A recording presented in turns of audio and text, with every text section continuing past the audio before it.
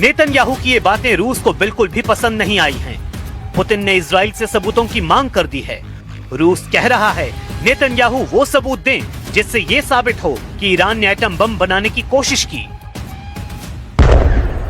Ну и сама война.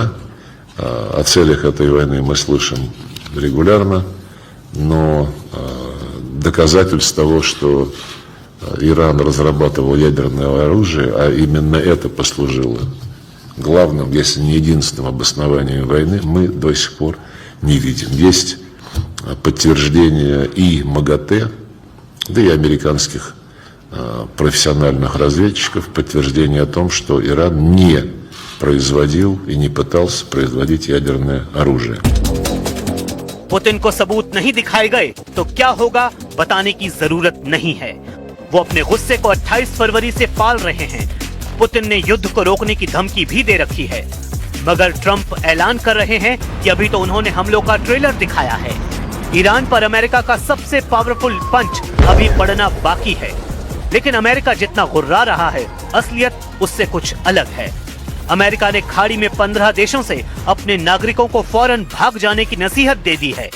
ये danger zone में दिख रहे उन्हीं देशों की लिस्ट है। ट्रंप की वार्निंग ऐसे समय में आई है जब इजराइल लेबनान में फुल फोर्स में हमलों को शुरू कर चुका है।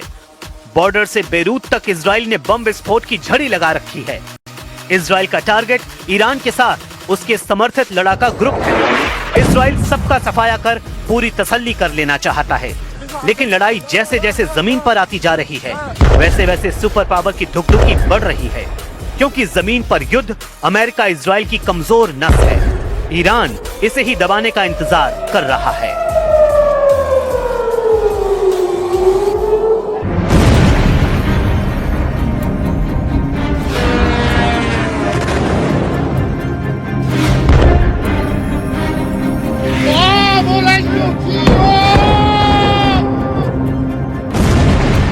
इजराइल में हमलों से उड़ गई है नेतन्याहू की नींद।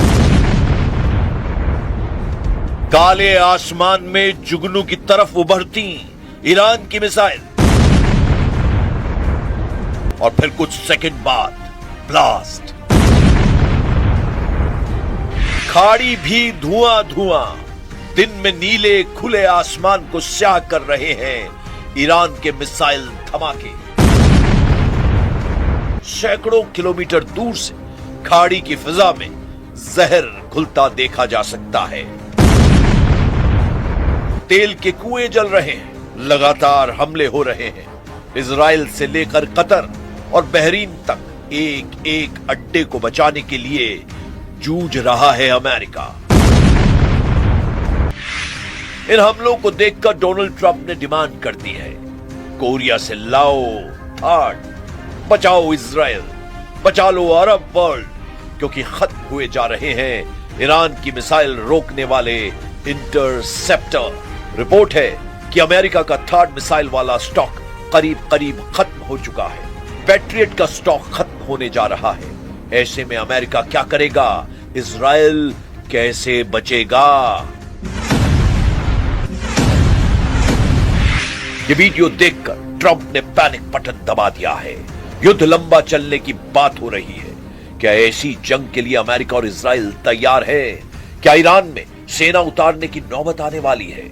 क्या मिसाइल की जंग के बाद ईरान को हराने के लिए ट्रंप करने वाले हैं सबसे बड़ा फैसला? क्योंकि हालत बहुत खराब है।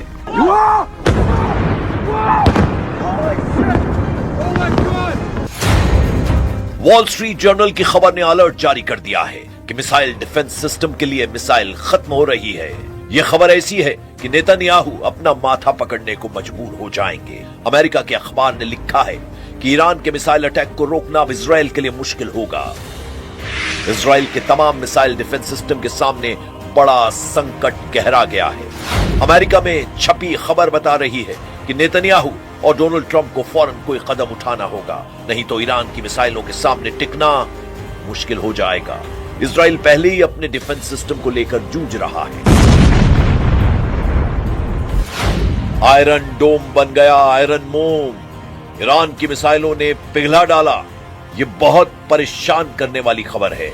इसी पर हड़कंप मचा हुआ है। ताबड़तोड़ हमलों से गूंजा इजराइल। तेल Aviv, Haifa, Nevatim, Beersheba, Netanyahu की नींद उड़ाने वाले धमाकों से बेचैन हो गए हैं ट्रंप। अमेरिका के थाड को फाड़ डाला। ईरान ने निकाल लिया है मास्टर किलर खैबर शिकन। इसका लगातार शिकार बन रहा है डोनाल्ड ट्रंप का सिस्टम। ट्रंप ने कोरिया और यूरोप में फोन मिलाकर बुलाने शुरू कर दिए हैं अपने नए डिफेंस सिस्टम। पेंटागन को ऑर्डर मिला है, जल्दी लाओ और थाड, जल्दी मंगवाओ और पैट्रियट, क्योंकि युद्ध शुरू होते ही खत्म होने लगे हैं। अमेरिका के इंटरसेप्टर यानी वो मिसाइल जो दुश्मन के ड्रोन और मिसाइल को रोक रही है।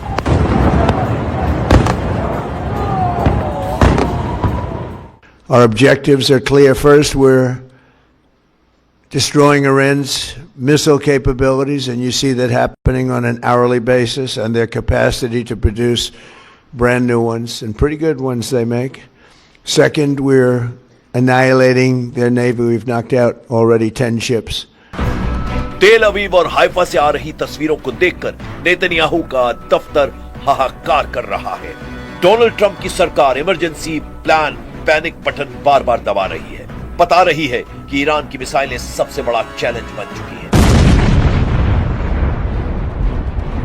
जब आसमान में ईरान की मिसाइल नजर आती है तो इजराइल में सायरन बजने लगता है।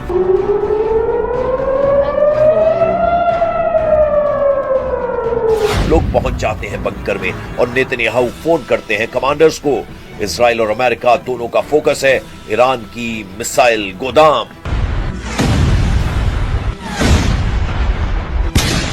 Our focus is on the destruction of their ballistic missile launchers, their ballistic missile stockpiles, and their ballistic missile manufacturing capability, as well as their one-way attract drones and their navy, because of the threat it poses to global shipping. युद्ध के लिए पहले 100 घंटों के अंदर ही Trump को लगा है बड़ा झटका।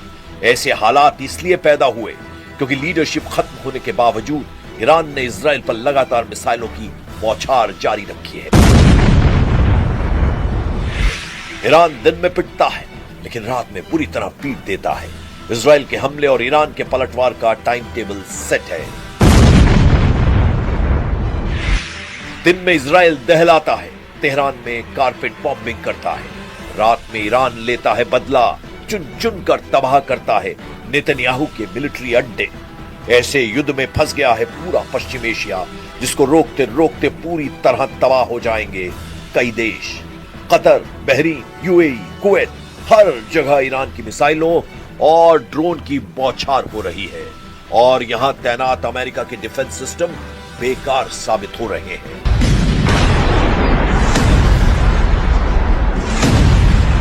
ईरान के खिलाफ अमेरिका और इजराइल का युद्ध 24 घंटे में पूरी तरह पलट चुका है।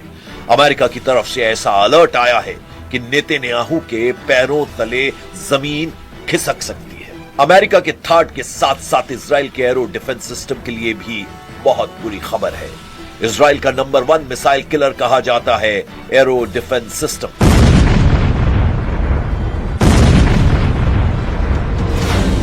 एरो इजराइल का अपना मिसाइल डिफेंस सिस्टम है। इसकी रेंज 2500 किलोमीटर है। यह अंतरिक्ष में जाकर भी दुश्मन की मिसाइल को रोक सकता है, यानी ईरान की कई मिसाइल अंतरिक्ष से वापस वायुमंडल या फिर कहें कि इजराइल के आसमान में दाखिल भी नहीं हो पाती होंगी, क्योंकि एरो सिस्टम उन्हें पहले ही खत्म कर चुका होता है। इसी वजह से एरो को इजराइल का प्रीमियम मिसाइल डिफेंस कहा जाता है। लेकिन बेत शेमेश, तेल अवीव और बीरशेबा में हुए हमले बता रहे हैं कि एरो फेल हो रहा है। ये ईरान की मिसाइल रोकने के लिए इजराइल का मल्टी लेयर डिफेंस सिस्टम का हिस्सा है। और जब तक नौबत डेविड स्लिंग या फिर आयरन डोम की आती है, उससे पहले ही एरो मिसाइल डिफेंस सिस्टम अपने टारगेट को अंतरिक्ष में खत्म कर चुका होता है। ऐसे दावे किए जाते हैं, लेकिन एरो का लगातार इस्तेमाल करने से इजराइल की युद्ध वाली फैक्ट्री पर जबरदस्त दबाव पड़ा है, क्योंकि गोली से लेकर मिसाइल तक दुश्मन को खत्म करने वाले हर हथियार की एक कीमत होती है। एरो सिस्टम की एक मिसाइल की कीमत $30 लाख है, यानी करीब 26 करोड़ रुपए। खबर है कि ईरान की मिसाइलों को रोकने के लिए अगले एक हफ्ते बाद ईरान के मिसाइल डिफेंस सिस्टम का खर्च करीब $300 मिलियन आ सकता है, यानी करीब 2600 करोड़ रुपए। इजराइल में हर लोकेशन को बचाना नेतन्याहू की जिम्मेदारी है और ईरान जब हमला करता है तो उसके टारगेट पर इजराइल के बड़े से बड़े मिलिट्री टारगेट होते हैं। इन हमलों के दौरान इजराइल के सबसे नाजुक ठिकानों पर मिसाइल गिरते हुए देखकर नेतन्याहू बहुत ज्यादा दबाव में है। अमेरिका से लेकर इजराइल का मीडिया इसी की बात कर रहा है कि अब नेतन्याहू क्या करेंगे, ट्रंप क्या रास्ता निकालेंगे। यही खबर यूरोप से लेकर एशिया तक फैली हुई है और ईरान ने भी इन खबरों को पढ़कर अपनी नई स्ट्रेटेजी बनानी शुरू कर दी है। इजराइल में डर की वजह तेल अवीव और हाइफा पर गिरी मिसाइलों के वीडियो हैं। ऐसे हमलों ने इजराइल को बता दिया है कि अगर ईरान से लड़ना है तो अमेरिका की लगातार मदद जरूरी होगी। लेकिन अमेरिका क्या कहे, वो तो खाड़ी में अपने अड्डों को बचाने में नाकाम साबित हो रहा है।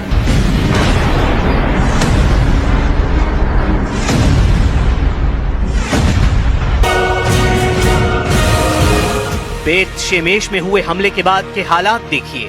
यहाँ ऐसी तबाही हुई और इतनी जान गई कि तेल अवीव से लेकर वॉशिंगटन डीसी तक हड़कंप मच गया।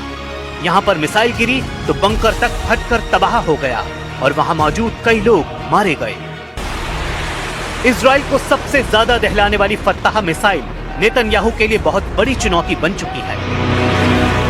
ईरान की फत्ताह एक हाइपरसोनिक मिसाइल है जिसकी रेंज 1400 से 1500 किलोमीटर बताई जाती है।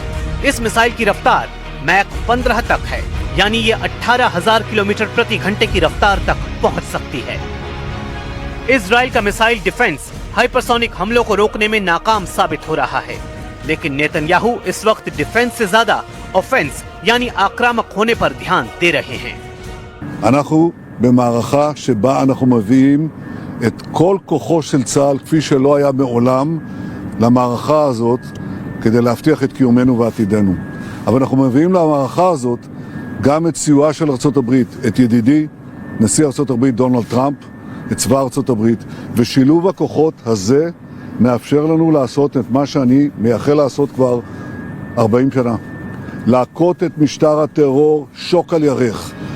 इजराइल पर हुए हमलों में जिन मिसाइलों ने तबाही मचाई है उनकी लिस्ट देख लीजिए, क्योंकि यही अब तक नेतन्याहू के लिए सबसे बड़ी परेशानी बनी है। इनमें सबसे खतरनाक फत्ताह 1 और खैबर शिकर मिसाइल शामिल हैं। इसमें कद्र और इमाद मिसाइल भी शामिल हैं। फत्ताह हाइपरसोनिक मिसाइल की रेंज 1400 किलोमीटर है। खैबर शिकन मिसाइल की रेंज 1450 किलोमीटर है। कद्र मिसाइल की रेंज 2000 किलोमीटर तक है और इमाद की रेंज 1700 किलोमीटर है। ये सभी मिसाइल इजराइल के खिलाफ ऑपरेशन में दागी जा रही हैं। तेल अवीव से लेकर हाइफा और अशदोद से लेकर बीर शीबा और शेफाल जैसे छोटे शहरों पर भी इन्हीं मिसाइलों से हमले हुए हैं।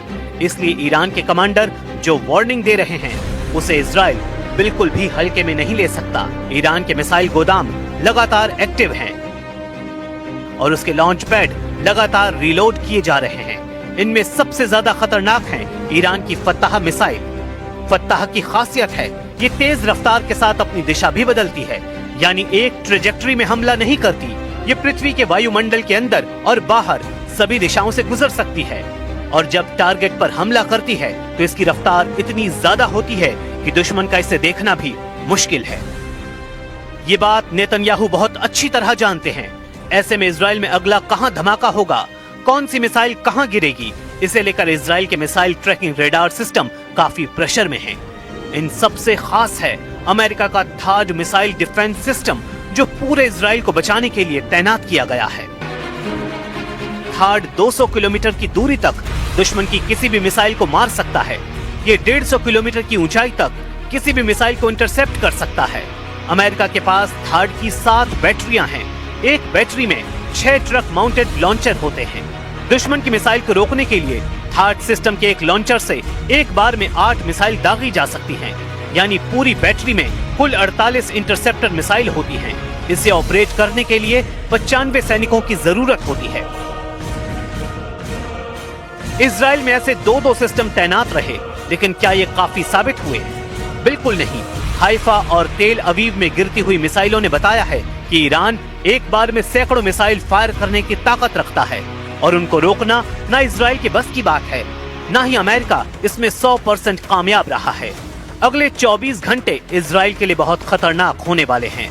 अगर नेतन्याहू ईरान के लॉन्च पैड वाले अड्डों को तबाह करने में नाकाम रहे तो समझ लीजिए इजराइल और अमेरिका को लगातार बड़े बड़े झटके मिलते रहेंगे। ईरान से युद्ध को लेकर अमेरिका और इजराइल को ऐसे सिग्नल लगातार मिल रहे हैं।